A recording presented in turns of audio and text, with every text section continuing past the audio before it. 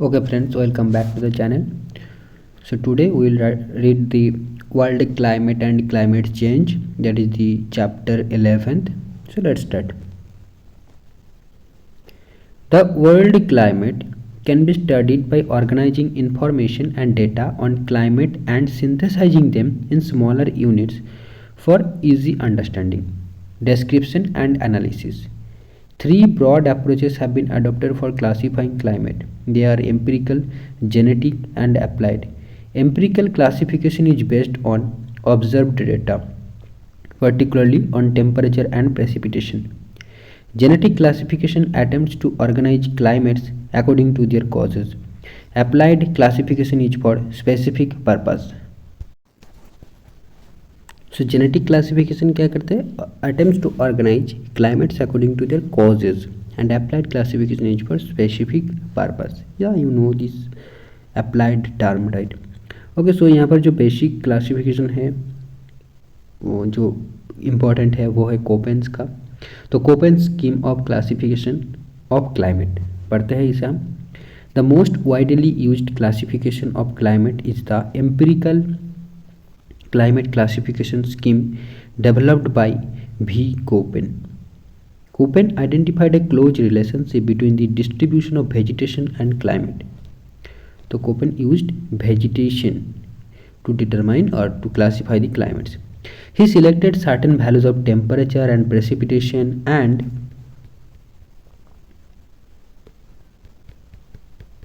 related them to the distribution of vegetation and use these values for classifying the climates. तो तीन parameters उन्होंने use किया था. एक हो गया टेम्परेचर, दूसरा हो गया precipitation, and then how they are related them temperature and precipitation को वेजिटेशन के साथ रिलेट करके इन्होंने एक क्लासिफिकेशन जो है प्रेजेंट किया था. It is an empirical classification based on mean annual and mean monthly temperature and precipitation data. He introduced the use of capital and small letters to designate climatic groups and types. Although developed in 1918 and modified over a period of time, Koppen's scheme is still popular and in use. तो ये कब दिया था actual classification जो है ये actually 1918 में दिया गया था. उसके बाद काफ़ी बार मॉडिफाई किया गया है बट अभी भी ये बहुत फेमस है. Now Köppen recognised 5 major climatic groups. 4 of them are based on temperature and 1 on precipitation. तो कोपेन ने टोटल 5 मेजर क्लाइमेट ग्रुप का आइडेंटिफाई किया था based on temperature, 4 based on temperature and 1 based on precipitation. Now table 11.1 lists the climate groups and their characteristics according to Koppen. The capital letters A, C, D and E delineated humid climates and B dry climates. तो 1 जो है based on precipitation वो है dry climate, यानी उन्होंने dry को B से denote किया था. ओके, बाकी जो है देखो A, C, D and E. तो basically A, B, C, D, E करके उन्होंने 5 जो है मेजर क्लाइमेट को आइडेंटिफाई किया था. उनमें से एक हो गया B जो था वो ड्राई क्लाइमेट था and that was based on the precipitation. Now the climatic groups are subdivided into types designated by small letters based on seasonality of precipitation and temperature characteristics. The seasons of dryness are indicated by the small letters F, M, W, S, where F corresponds to no dry season. तो इसको हम बाद में देखते हैं. अभी बाद में मतलब अभी देखना पड़ेगा इन डिटेल, तभी आपको चीज़ों को समझ में आएगा. ठीक है, तो ये जो है 5 ABCD को फिर से बहुत सारे मतलब जो भी क्लासीफाई किया है फिर फर्दर उसको स्मॉल लेटर में डिनोट किया है. तो देखो यहाँ पर दिया गया है कि climate groups according to Köppen, तो 5 ग्रुप्स है. अब 5 बोला, अब यहाँ पर देखो H दे दिया. ठीक है, मतलब 6 कर दिया, पता नहीं क्यों. तो A हो गया ट्रॉपिकल, B हो गया ड्राई क्लाइमेट, C हो गया वार्म टेम्परेट, D हो गया cold snow forest climates and E हो गया कोल्ड क्लाइमेट्स. और एक दिया है जो कि H यानी हाईलैंड.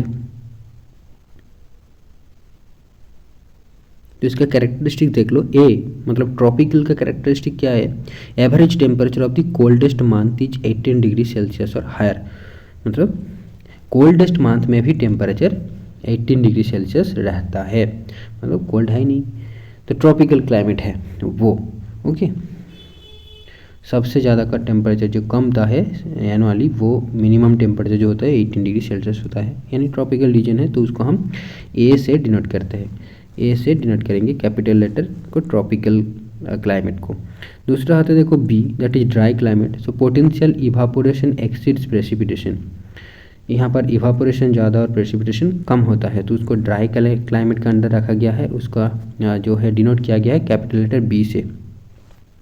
नाउ सी, यहाँ पर देखो वार्म टेम्परेट क्लाइमेट है, सी पर वार्म टेम्परेट क्लाइमेट है, जो कि वार्म टेम्परेट क्लाइमेट है। और यहाँ पर क्या करेक्टरिस्टिक्स है इसका, देखो the average temperature of the coldest month of the mid latitude climates years is higher than -3 degree Celsius but below 18 degree Celsius.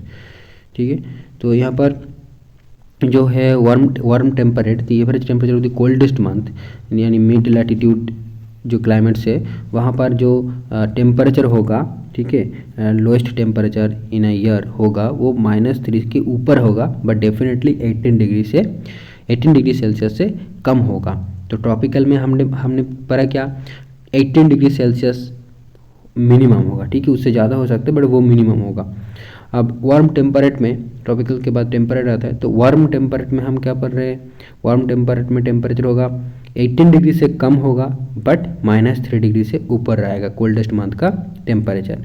Now D climate में आता है, तो डी क्लाइमेट का मतलब है देखो cold snow forest climate, cold snow forest climate. The average temperature of the coldest month is -3 degree C और below, सी mean Celsius. तो यहाँ पर जो कोल्डेस्ट मंथ का टेम्परेचर होगा -3 डिग्री से नीचे होगा, -3 डिग्री सी हो सकता है एग्जैक्ट, और उसके नीचे होगा। Now E climate, that is cold climate. So average temperature for all months is below 10 degree Celsius, average temperature for all months is below 10 degree Celsius. E यानी कोल्ड क्लाइमेट, यहाँ पर क्या कैरेक्टरिस्टिक्स है, average temperature for all month, ठीक है, सारे months का आपका एवरेज निकालोगे तो उसका जो टेम्परेचर होगा बिलो 10 डिग्री सेल्सियस होगा।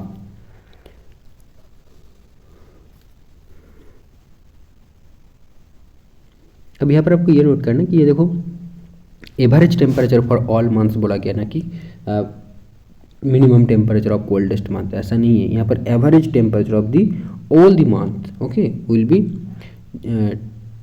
बिलो 10 डिग्री सेल्सियस, ठीक है, माइनस भी नहीं है, बिलो 10 डिग्री सेल्सियस, तो वो हम कोल्ड क्लाइमेट्स के अंदर रखेंगे। और एक टाइप यहाँ पर दिया गया है तो वो है हाईलैंड, यानी कोल्ड ड्यू टू एलिवेशन। इसका कैरेक्टरिस्टिक्स क्या होगा, कोल्ड ड्यू टू एलिवेशन। तो हाईलैंड में हमको पता है एलिवेशन के कारण जो है टेम्परेचर घटता है, टेम्परेचर डिक्रीजेज। सो हाईलैंड में कोल्ड ड्यू टू एलिवेशन, और जो कि हम H से डिनोट करेंगे उस टाइप को क्लाइमेट को। ओके, तो ये मेजर ग्रुप्स हो गया। अब देखो the climate groups are subdivided into types designated by small letters based on seasonality of precipitation and temperature characteristics. The seasons of dryness are indicated by the small letters F, M, W and S, where F corresponds to no dry season, F मतलब no dry season, okay, M equal to monsoon climate, W equal to winter dry season and S equal to summer dry season, ठीक है।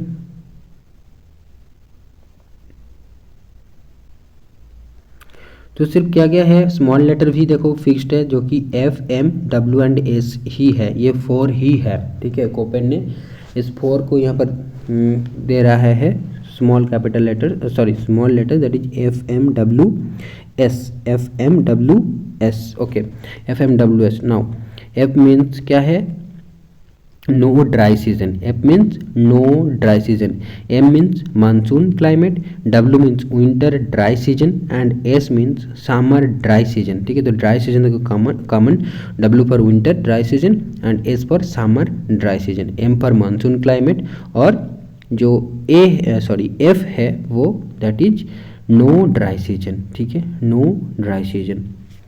दी small letters A, B, C and D refer to the degree of severity of temperature. तो उसके बाद एक और भी small letter use किया गया, देखो A, B, C and D।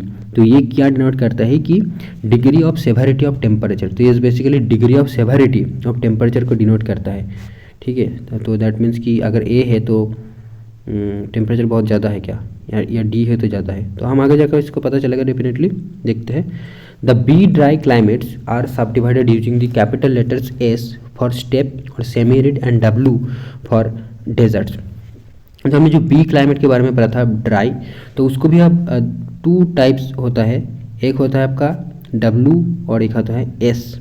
तो बोथ आर कैपिटल लेटर्स, ठीक है। तो बी एस बी डब्ल्यू, तो एस जो है एस फॉर स्टेप और सेमी एरिड टाइप क्लाइमेट, और डब्ल्यू जो है वो बट एकदम डेजर्ट है, ठीक है।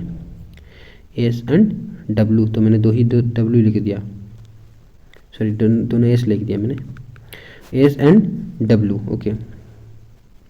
तो एक हो गया क्या, एस का मतलब हो गया आपका सेमी एरिड और डब्ल्यू का मतलब हो गया आपका पूरा ही डेजर्ट। फॉर डेजर्ट्स हम डब्ल्यू यूज़ करेंगे, और जो स्टेप यानी सेमी एरिड रीजन होगा उसके लिए हम एस यूज करेंगे। तो बी क्लाइमेट को 2 टाइप्स में डिवाइड किया जाता है फिर से, जैसे कि W and S. S is for steppe और semi arid and W for completely desert.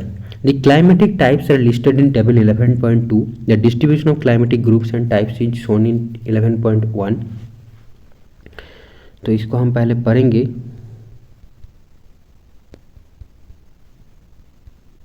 हाँ, तो देखो टेबल 11.2 पहले पढ़ते हैं, और टेबल 11.1 तो हमने पढ़ लिया। तो climatic types according to Köppen, तो हमने 5 जो है मेजर क्लाइमेटिक ग्रुप पाया था, उसके साथ एच हाईलैंड वाला एक, तो टोटल 6। नाउ जो ट्रॉपिकल क्लाइमेट है, और यहाँ पर बोला जा रहा है कि ए जो है, फिर से देखो नाम चेंज कर दिया, ट्रॉपिकल ह्यूमिड क्लाइमेट बोल रहा है अब, ठीक है। तो इसका देखो हम 3 टाइप्स है, एक हो गया tropical wet, tropical monsoon, tropical wet and dry, tropical wet and dry. Now हमने क्या पढ़ा था कि उस क्लाइमेटिक ग्रुप्स को फिर से कोपेन जो है उन्होंने स्मॉल लेटर यूज़ किए थे, जो था एफ एम डब्ल्यू एंड क्या था, एस था, है ना, और एक था एस।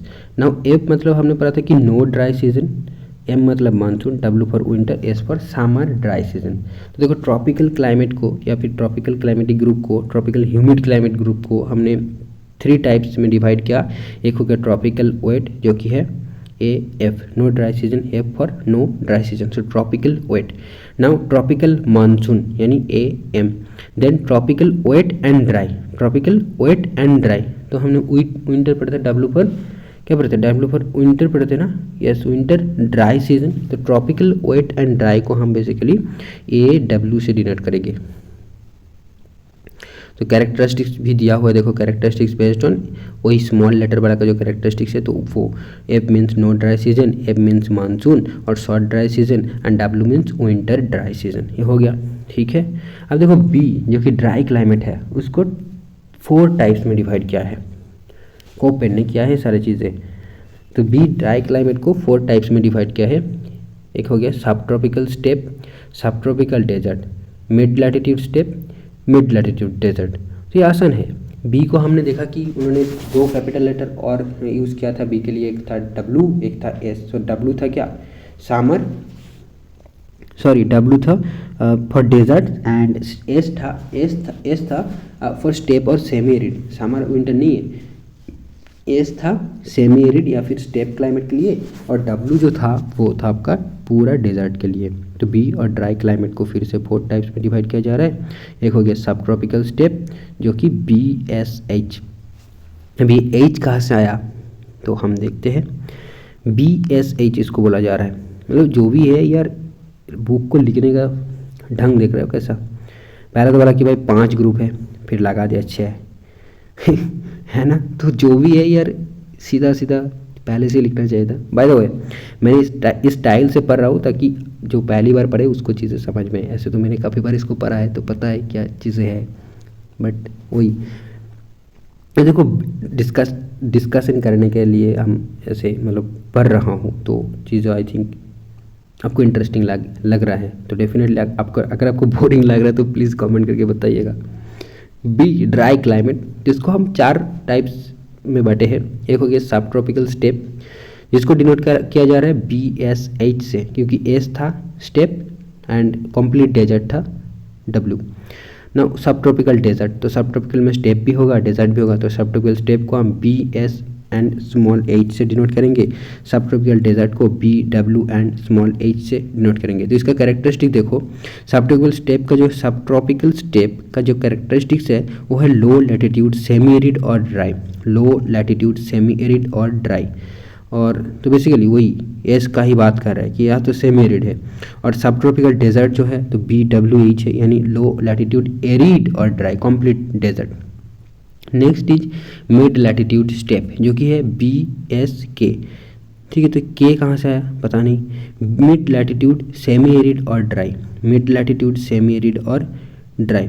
तो बेसिकली एच का मतलब यहाँ पर ये है कि लो लैटिट्यूड है, और के का मतलब है मिड लैटिट्यूड, क्योंकि आप कैरेक्टरिस्टिक्स पढ़ोगे तो आपको ये चीज़ें समझ आ रहा है यही कि एच का मतलब है लो लैटिट्यूड और के का मतलब है मिड लैटिट्यूड, क्योंकि मिड लैटिट्यूड स्टेप जब हम बोल रहे हैं तो बी एस के यूज कर रहा है, के मतलब मिड लैटिट्यूड एंड एच मतलब लो लैटिट्यूड, ठीक है। तो कैरेक्टरिस्टिक देखो लिखा हुआ है मिड लैटिट्यूड सेमी एरिड और डेजर्ट ड्राई। अब मिड लैटिट्यूड डेजर्ट तो डेफिनेटली क्या होगा इसका बी डब्ल्यू और उसके साथ के होगा, क्योंकि के फॉर मिड लैटिट्यूड, ठीक है। ओके, आई होप आपको चीज़ें समझ में आ रहे हैं। अब देखो सी ग्रुप को हम देखेंगे, तो सी ग्रुप मतलब क्या है, warm temperate that is mid latitude climates. तो इसको भी 3 टाइप्स है, एक हो गया humid subtropical, Mediterranean and marine west coast, humid subtropical, Mediterranean and marine west coast. Okay, C को 3 टाइप्स है, सी का भी 3 टाइप्स है, humid subtropical, Mediterranean and marine west coast. तो ह्यूमिड सब ट्रॉपिकल को हम किससे denote करेंगे, हमने पढ़ा था F for no dry season, तो ह्यूमिड सब ट्रॉपिकल, ठीक है। तो यहाँ पर ह्यूमिड नाम से ही पता चल रहा है ह्यूमिड सब ट्रॉपिकल, तो सी एफ, और ह्यूमिड सब ट्रॉपिकल बोल रहे हैं इसलिए हम सी को यूज़ कर रहा हूँ। तो सी जो है सी वार्म टेम्परेट यानी मिड लैटिट्यूड क्लाइमेट जो है उसको 3 टाइप्स में हम बांट रहा है। एक हो गया ह्यूमिड सब ट्रॉपिकल जो कि सी एफ ए है, C is capital, then Mediterranean that is C S है, C S Mediterranean C S, okay. Marine west coast that is C F B है। अब देखो no dry season, warm and cool summer, marine west coast जो कि जिसका जो letter code है वो सी एफ बी है। अब no dry season, warm and cool summer है, ओके। सी यानी warm temperate mid latitude climates, humid subtropical जो है सी एफ ए है, मेडिटेरेनियन जो है सी एस है, मैराइन वेस्ट कोस्ट जो है वो सी एफ बी है, ठीक है, सी एफ बी है। C warm temperate mid latitude climate that is humid subtropical, C capital letter C, then F A, Mediterranean C S, marine west coast C F B, okay. तो यहाँ पर देखो अब ये A B S, तो S कहाँ से आया, बी कहाँ से आया, और जो है ए कहाँ से आया, ए बी एस कहाँ से आया। तो हमने ऑलरेडी पढ़ा था कि एस जो है उसका समर जो है ड्राई सीजन है, तो जो है मेडिटेरेनियन में कैरेक्टरिस्टिक चाहिए कि वहाँ पर विंटर में बारिश होता है, तो इसलिए समर जो है ड्राई रहता है, इसलिए मेडिटेरेनियन तो सी एस, ये तो हो गया, समझ में आ गया आपको एस कहाँ से आया, ठीक है, ड्राई हॉट समर है इसलिए। अब ह्यूमिड सब ट्रॉपिकल को समझते हैं, तो ह्यूमिड है तो इसलिए एफ होगा, क्योंकि एफ मतलब नो ड्राई सीजन, और सी तो हमको सी को तो डिवाइड करें तो सी को तो रखना ही पड़ेगा, ठीक है। तो ह्यूमिड सब ट्रॉपिकल, तो सी एफ, और ए कहाँ से आया, ठीक है। तो यहाँ पर ए मतलब क्या है, ए मतलब हमने कुछ पढ़े थे क्या, एफ एम डब्ल्यू एस था, और उसके बाद एक पढ़ा था कि ए बी सी डी जो है उसको क्या किस लिए यूज़ किया गया, to the small letters A B C and D refer to the degree of severity of temperature, degree of severity of temperature, ठीक है।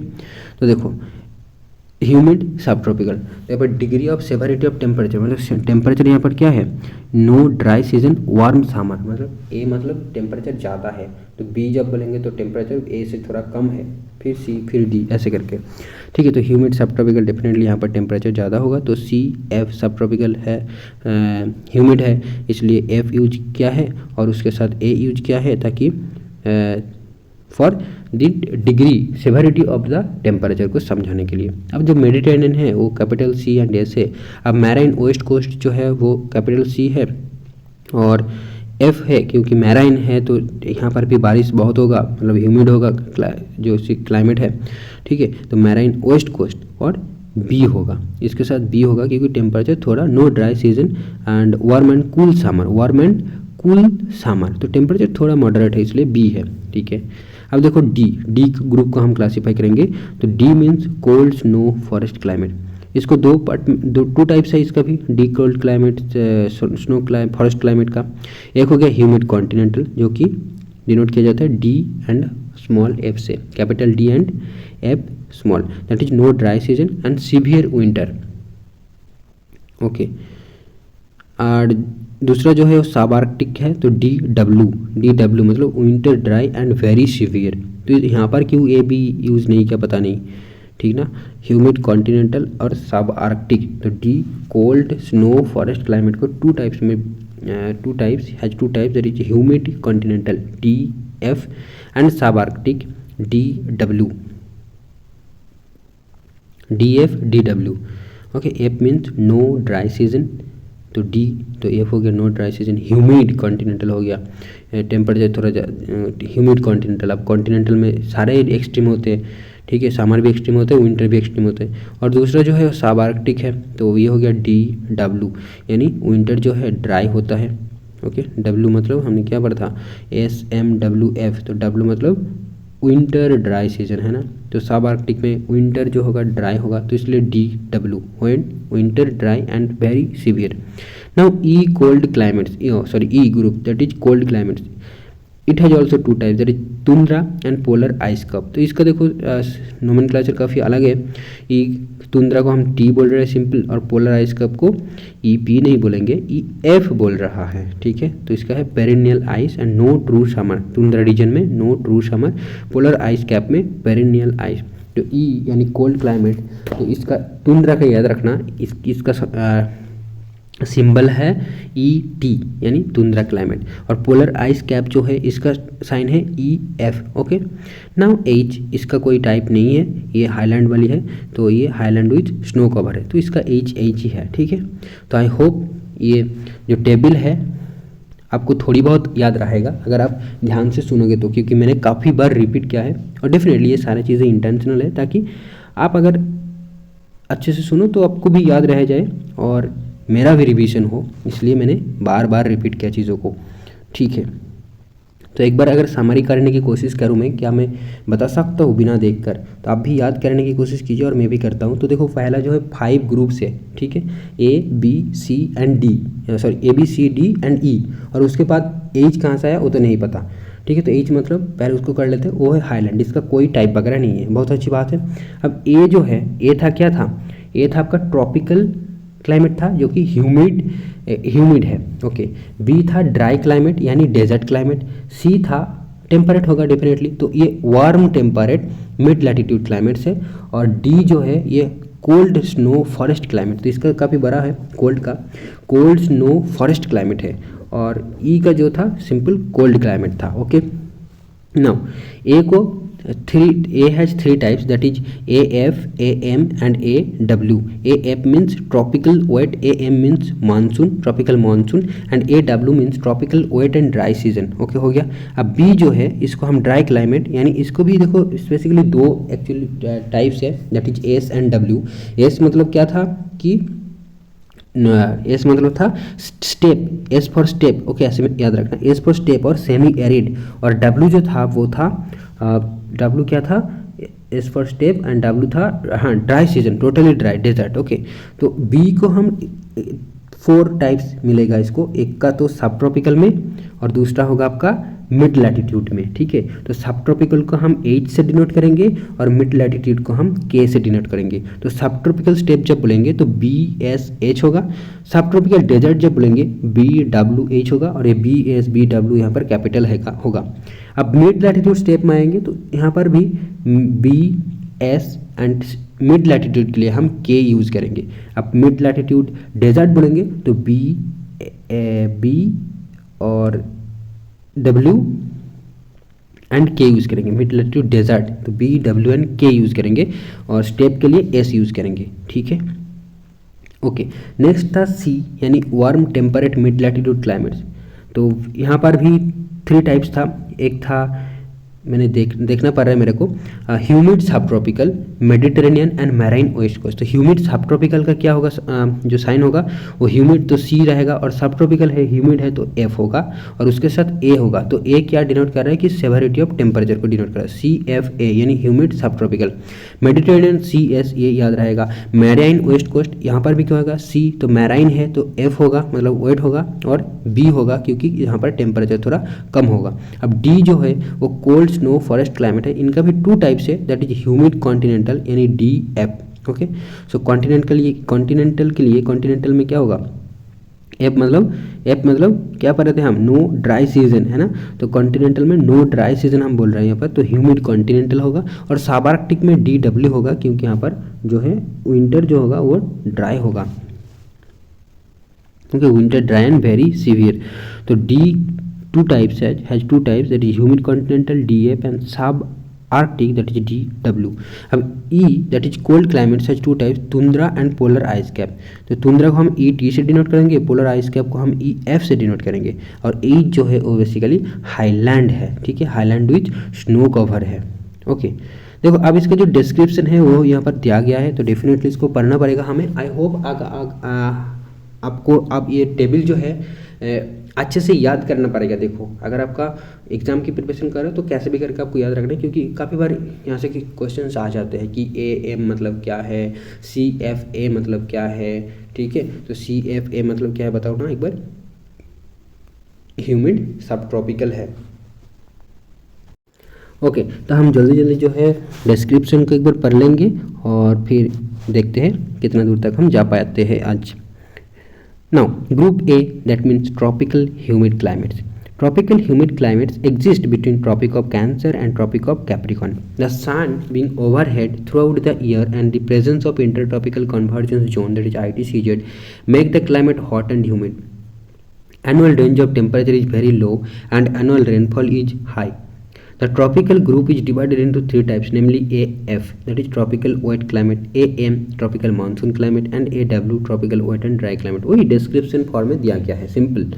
नाउ ट्रॉपिकल वेट क्लाइमेट का डिस्क्रिप्शन देखो। Tropical wet climate is found near the equator. The major areas are the Amazon basin in South America, western equatorial Africa. तो location देकर भी आपको पूछा जा सकता है कि क्लाइमेट कैसा होगा बताओ, तो ये पोजीशन आपको याद रखना है। And the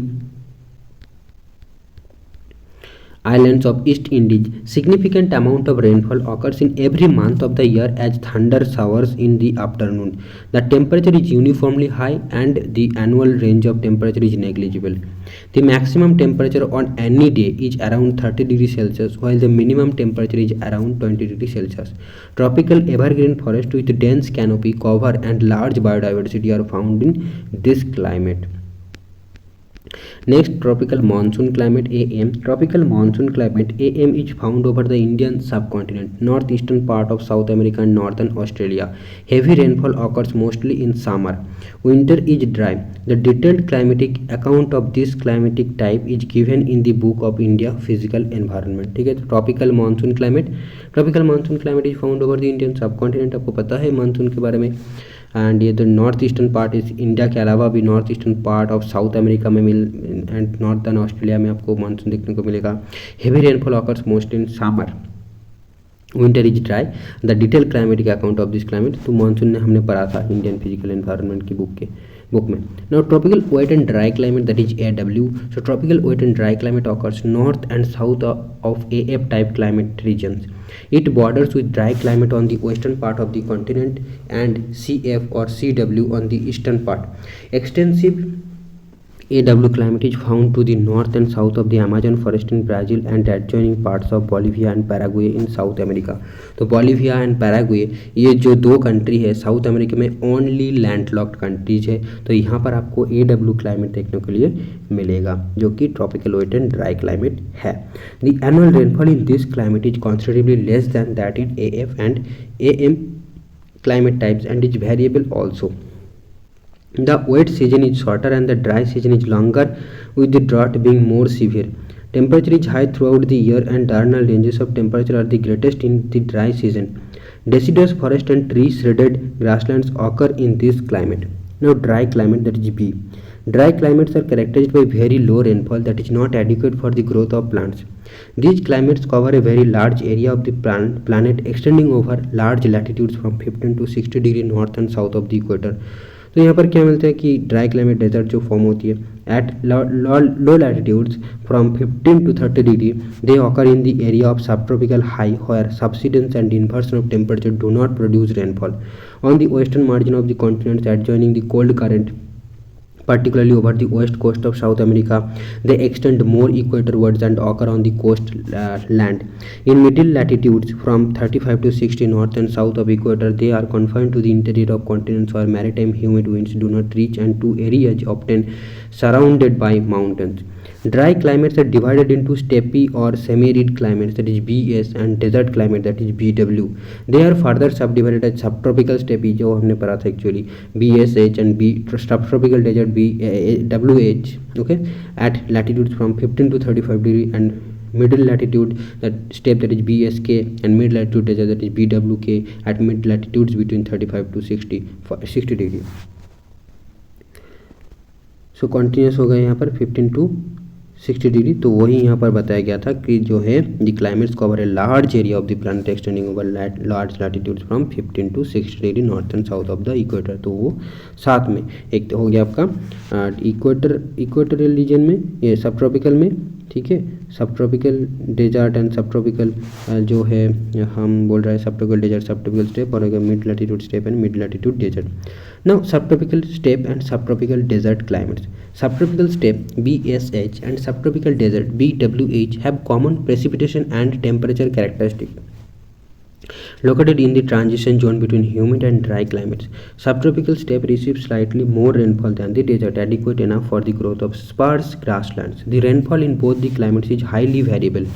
The variability in the rainfall affects the life in the steppe much more than in the desert. More often causing famine, rain occurs in short intense thunder showers in deserts and is ineffective in building soil moisture. Fog is common in coastal deserts bordering cold currents. Maximum temperature in the summer is very high. The highest said temperature of 58 degrees Celsius was recorded at Al Azizia, Libya on 30th September 1922. The annual and diurnal ranges of temperature are also high. Now warm temperate, that is mid latitude climates, that is C. Warm temperate mid latitude climates extend from 30 to 50 degree of latitude mainly on the eastern and western margins of continents. These climates generally have warm summers with mild winters. They are grouped into four types: humid subtropical, dry in winter and hot in summer; Mediterranean CS, humid subtropical, that is no dry season and mild winter, CFA; and 4 marine west coast climate, that is CFB. Humid subtropical climate, CWA. So humid subtropical climate occurs poleward of Tropic of Cancer and Capricorn, mainly in North Indian plains and South China interior plains. The climate is similar to AW climate except that the temperature in winter is warm. Okay, so humid subtropical climate, CWA. Humid subtropical climate occurs poleward of Tropic of Cancer and Capricorn, mainly in North India plains and South China interior plains. The climate is similar to AW climate except that the temperature in winter is warm. Mediterranean climate, that is CS. As the name suggests, Mediterranean climate occurs around Mediterranean Sea along the west coast of continents in subtropical latitudes between 30 to 40 degree latitudes, example central California, central Chile, along the coast in southeastern and southwestern Australia. These areas come under the influence of subtropical high in summer and westerly wind in winter. Hence the climate is characterized by hot dry summer and mild rainy winter. Monthly average temperature in summer is around 25 degrees Celsius and in winter below 10 degrees Celsius. The annual precipitation ranges between 35 to 90 centimeter. तो ऐसे ज़्यादा कुछ question तो दिखे नहीं previous year में, काफ़ी बार वो वही जो है जो कोड है जैसे कि CF है तो वो एक्चुअल में कौन सी क्लाइमेट है वो पूछ लिया जाता है, बट हम एक बार रीडिंग कर लेते हैं. तो सब ह्यूमिड सब ट्रॉपिकल क्लाइमेट, अब आते हैं ह्यूमिड सब ट्रॉपिकल क्लाइमेट यानी CFA. तो humid subtropical climate lies on the eastern parts of the continent in subtropical latitudes. In this region the air masses are generally unstable and cause rainfall throughout the year. They occur in eastern United States of America, southern and eastern China, southern Japan, northeastern Argentina, coastal South Africa, and eastern coast of Australia. The annual averages of precipitation vary from 75 to 150 centimeter. Thunderstorms in summer and frontal precipitation in winter are common. Mean monthly temperature in summer is around 27 degrees Celsius, and in winter it varies from 5 to 12 degrees Celsius. The daily range of temperature is small. Marine West Coast Climate, that is CFB. Marine West Coast Climate is located poleward from the Mediterranean climate on the west coast of the continents. The main areas are northwestern Europe, west coast of North America, north of California, southern Chile, southeastern Australia, and New Zealand. Due to marine influence, the temperature is moderate, and in winter it is warmer than for its latitude. The mean temperature in summer months ranges from 15 to 20 degrees Celsius, and in winter 4 to 10 degrees Celsius. The annual and daily ranges of temperature are small. Precipitation occurs throughout the year. Precipitation varies greatly from 50 to 250 centimeter. Cold snow forest climates, that is D. Cold snow forest climates occur in the large continental area in the northern hemisphere between 40 to 70 degree north latitudes in Europe, Asia, and North America. Cold snow forest climates are divided into two types, that is DF, cold climate with humid winter, and DW, cold climate with dry winter. ठीक है, एक हो गया humid winter, दूसरा हो गया dry winter, that is DW and DF. Okay, तो F मतलब हमने पढ़ा था नो ड्राई सीजन पढ़ा था ना, तो cold climate with humid winter, और DW मतलब cold climate with dry winter. W था हमारा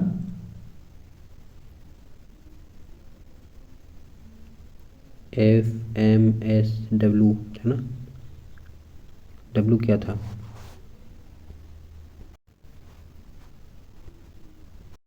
तो देखो W था winter dry season and S था समर ड्राई सीजन. ठीक है, ओके, तो हम इसके बारे में पढ़ते हैं. Cold climate with humid winters क्या होते हैं, DF का डिस्क्रिप्शन पढ़ते हैं, DF का. तो देखो, cold climate with humid winter occurs poleward of marine west coast climate and mid latitude steppe. The winters are cold and snowy. The frost free season is short. The annual ranges of temperature are large. The weather changes are abrupt and short. Poleward, the winters are more severe.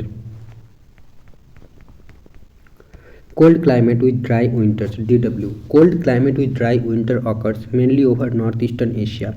The development of pronounced winter anticyclone and its weakening in summer sets in monsoon like reversal of wind in this region.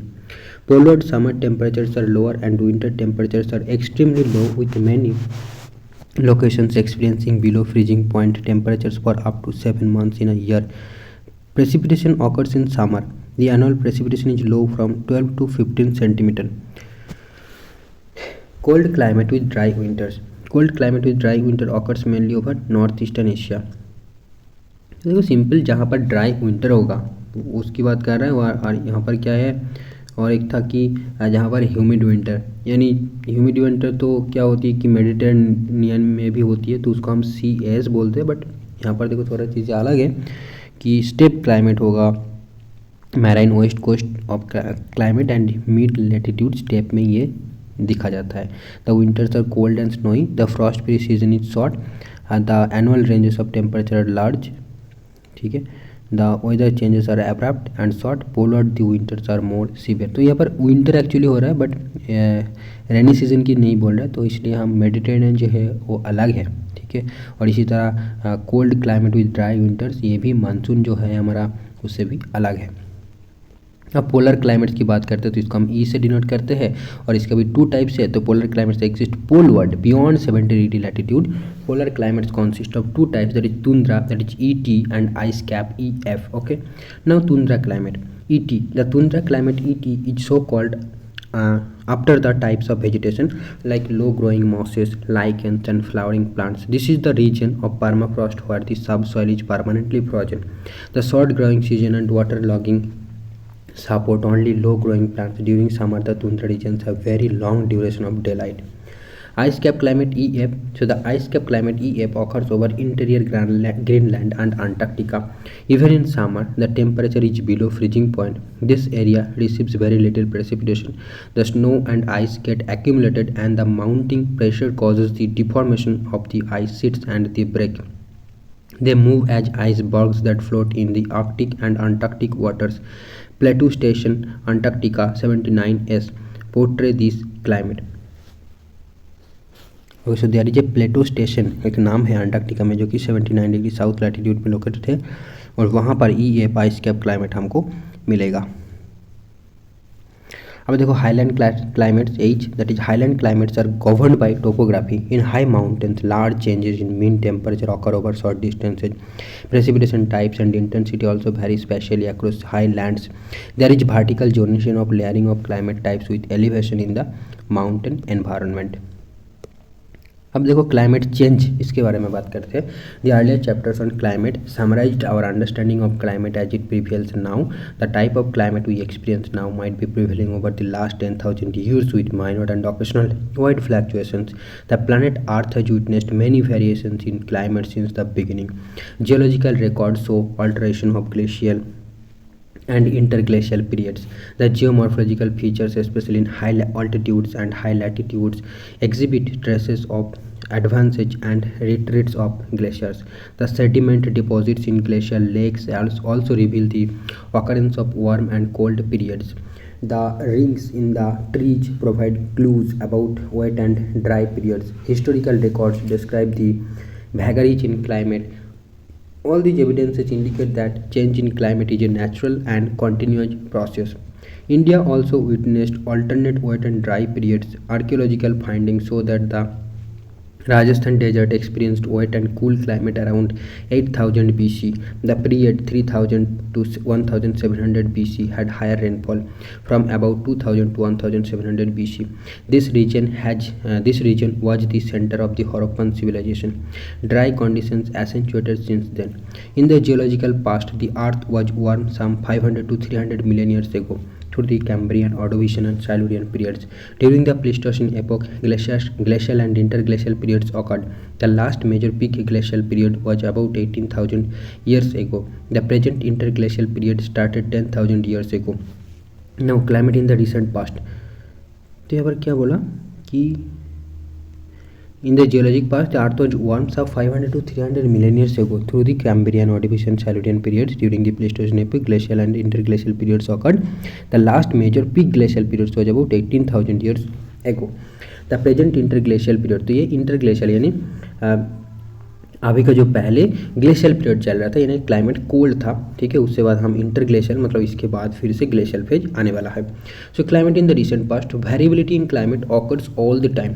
The 90s decade of the last century witnessed extreme weather events. The 1990s recorded the warmest temperature of the century and some of the worst floods around the world. The worst devastating drought in the Sahel region south of the Sahara Desert from 1967 to 1977 is one such variability. During the 1930s, severe drought occurred in southwestern Great Plains of the United States, described as the Dust Bowl. Historical records of crop yield or crop failures of floods and migration of people tell about the effects of changing climate. A number of times, Europe witnessed warm, wet, cold, and dry periods. The significant episodes were the warm and dry conditions in the 10th and 11th centuries, when the Vikings settled in Greenland. Europe witnessed little ice age from 1550 to about 1850. From about 1885 to 1940, world temperature showed an upward trend. After 1940, the rate of increase in temperature slowed down. Causes of climate change. The causes for climate change are many. They can be grouped into astronomical and terrestrial causes. The astronomical causes are the changes in solar output associated with sunspot activities. Sunspots are dark and cooler patches on the sun which increase and decrease in a cyclical manner. According to some meteorologists, when the number of sunspots increases, cooler and wetter weather and greater storminess occur. A decrease in sunspot numbers is associated with warm and drier conditions, yet these findings are not statistically significant. And another astronomical theory is Milankovitch oscillations. which infer cycles in the variations in the Earth's orbital characteristics around the Sun, the wobbling of the Earth, and the changes in the Earth's axial tilt. All these alter the amount of insulation received from the Sun, which in turn might have a bearing on the climate. Volcanism is considered as another cause for climate change. Volcanic eruption throws up lots of aerosol in the atmosphere. These aerosols remain in the atmosphere for a considerable period of time, reducing the sun's radiation reaching the Earth's surface. After the recent Pinatubo and El Sion volcanic eruptions, the average temperature of the Earth fell to some extent for some years. The most important anthropogenic effect on the climate is the increasing trend in the concentration of the greenhouse gases in the atmosphere, which is likely to cause global warming. तो फिर आप बारो global warming के बारे में आप फिर से so global warming due to the presence of greenhouse gases the atmosphere is behaving like a greenhouse. The atmosphere also transmits the incoming solar radiation but absorbs the vast majority of long wave radiation emitted upwards by the earth's surface. The gases that absorb long wave radiation are called greenhouse gases. The processes that warm the atmosphere are often collectively referred to as the greenhouse effect. The term greenhouse is derived from the analogy to a greenhouse used in cold areas for preserving heat. A greenhouse is made up of glass. The glass, which is transparent to incoming short-wave solar radiation, is opaque to outgoing long-wave radiation. The glass therefore allows in more radiation and prevents the long-wave radiation going outside the glass house, causing the temperature inside the glass house structure warmer than outside. When you enter a car or a bus during summers where windows are closed, you feel more heat than outside. Likewise, during winter, the vehicles with closed doors and windows remain warmer than the temperature outside. This is another example of the greenhouse effect. Now, greenhouse gases. So the primary greenhouse gases of concern today are carbon dioxide, chlorofluorocarbons, methane, nitrous oxide, and ozone. Some other gases such as nitric oxide and carbon monoxide easily react with GHGs and affect their concentration in the atmosphere. So nitrogen oxide and nitric oxide and carbon monoxide भी जो है green house gas के अंदर आता है. The effectiveness of any given GHG molecule will depend on the magnitude of the increase in its concentration, its lifetime in the atmosphere, and the wavelength of radiation that it absorbs. The chlorofluorocarbons are highly effective. Ozone, which absorbs ultraviolet radiation in the stratosphere, is very effective in absorbing terrestrial radiation when it is present in the lower troposphere. Another important point to be noted is that the more time the GHG molecule remains in the atmosphere, जिसे हम बोलते हैं क्या it's life time in the atmosphere पर है ना, यहाँ पर देखो तो उसको हम लाइफ टाइम बोलते हैं कि उसका लाइफ कितना है. Another important point to be noted is that the more time the GHG molecule remains in the atmosphere, the longer it will take for Earth's atmospheric system to recover from any change brought about by the latter. The largest concentration of GHGs in the atmosphere is carbon dioxide. The emission of CO2 comes mainly from fossil fuel combustion, oil, gas, and coal. Forests and oceans are the sinks for the carbon dioxide. Forests use CO2 in their growth. So deforestation due to changes in land use also increases the concentration of carbon dioxide. The time taken for atmospheric carbon dioxide to adjust to changes in sources to sinks is 20 to 50 years. It is rising at about 0.5% annually. Doubling of concentration of carbon dioxide over pre-industrial level is used as an index for estimating the changes in climate in climatic models. Chlorofluorocarbons are products of human activity. Ozone occurs in the stratosphere where ultraviolet rays convert oxygen into ozone. Thus, ultraviolet rays do not reach the Earth's surface. The CFCs which drift into the stratosphere destroy the ozone. Large depletion of ozone occurs over Antarctica. The depletion of ozone concentration in the stratosphere is called the ozone hole. So, what is ozone hole? The depletion of ozone concentration in the stratosphere is called simple ozone hole. This allows the ultraviolet rays to pass through the troposphere. International efforts have been initiated for reducing the emission of GHGs into the atmosphere. The most important one is the Kyoto Protocol proclaimed in 1997. So Kyoto Protocol जो है पहली GHG emission यानी green house के emission के बारे में बात किया था. This protocol went into effect in 2005. Okay, ratified by 141 nations. Kyoto Protocol bounds the 35. अच्छा, ये क्योटो प्रोटोकॉल फर्स्ट नहीं है बट ये इंपॉर्टेंट है, तो फिर फर्स्ट कौन सा था? मॉन्ट्रियल किसके साथ रिलेटेड है बताओ ना एक बार कमेंट करके. Kyoto protocol bounds the 35 industrialized countries to reduce their emissions by the year 2012 to 5% less than the levels prevalent in the year 1990. The increasing trend in the concentration of GHGs in the atmosphere may, in the long run, warm up the Earth. Once the global warming sets in, it will be difficult to reverse it. The effect of global warming may not be uniform everywhere. Nevertheless, the adverse effect due to global warming will adversely affect the life-supporting system. Rise in the sea level due to melting of glaciers and ice caps and thermal expansion of the sea may inundate large parts of the coastal area and islands, leading to social problems. This is another cause for serious concern for the world community. Efforts have already been initiated to control the emission of GHGs and to arrest the trend towards global warming. Let us hope the world community responds to this challenge and adopts a lifestyle that leaves behind a livable world for the generations to come. One of the major concerns of the world today is global warming. Let us look at how much the planet has warmed up from the temperature records. The annual average near surface air temperature of the world is approximately 14 degrees Celsius. तो इसको याद रखना जरूरी है statement. The annual average near surface air temperature of the world is approximately 14 degrees Celsius. An increasing trend in temperature was discernible in the 20th century. The greatest warming of the 20th century was during the two periods 1901 to 44 and 1977 to 99.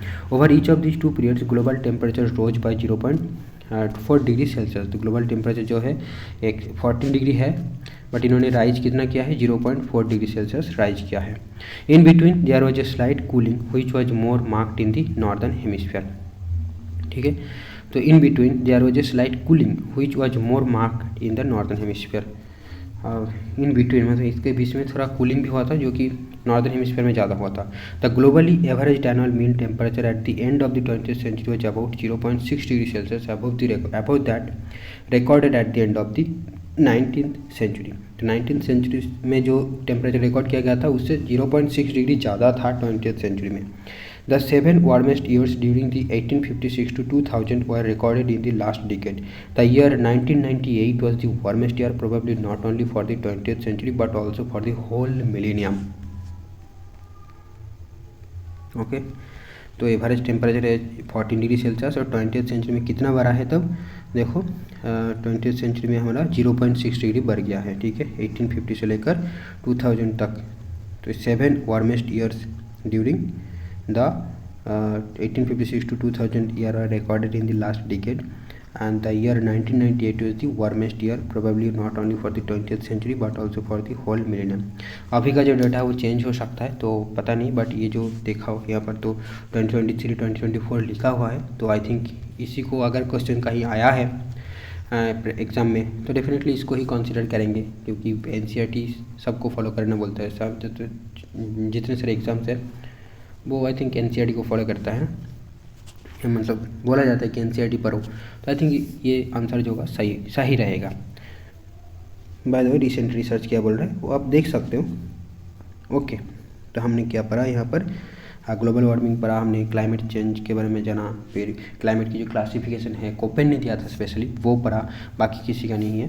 तो Koppen का ही है क्योंकि ये class 11 का book है, तो है ना, तो इसलिए ज़्यादा चीज़ें नहीं रहेगा.